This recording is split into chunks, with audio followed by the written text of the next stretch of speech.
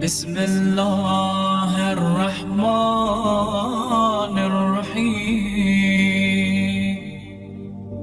اللهم أدخل على أهل القبور السرور.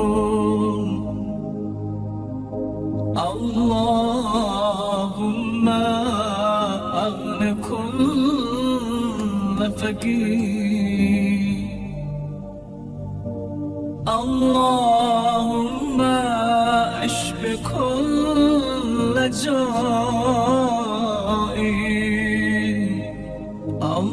اللهم اكسو كل عيون.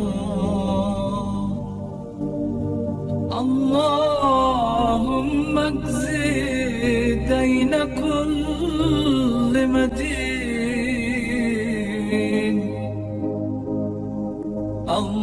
اللهم فرج عن كل مكروه. اللهم رد كل غريب.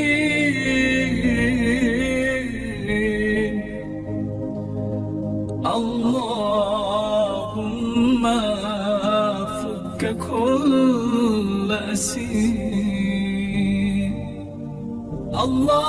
اللهم أصلح كل فاسد من أمور المسلمين. اللهم اشف كل مريض.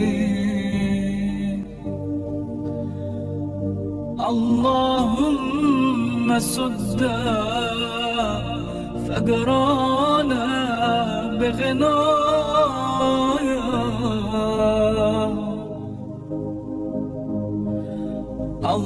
اللهم غير سوء حالنا بحسن حالك. اللهم اجز عنا الدين واغننا من الفقر. إنك على كل شيء قدير. دعا تب دعا بنا کرتی ہے جب دل کے نہاں خانوں سے اٹھے، عظمت الہی کے جلووں سے پیدا ہو، عجز کے مکمل احساس کی غماز ہو، درد و سوز اور سراپے عجز و قصور کا اظہار ہو.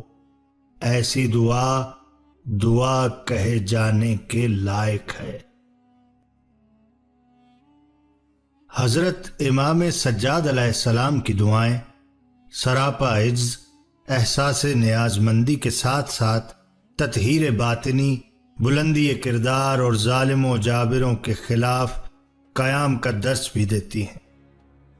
ان دعاؤں سے علم کی محبت پیدا ہوتی ہے، عقل کو کمال نصیب ہوتا ہے، آپس میں شفقت و الفت بڑھتی ہے، انفرادی اور اجتماعی مشکلات برطرف ہوتی ہیں، اور خود سازی کے ساتھ معاشرہ سازی کا بھی درس ملتا ہے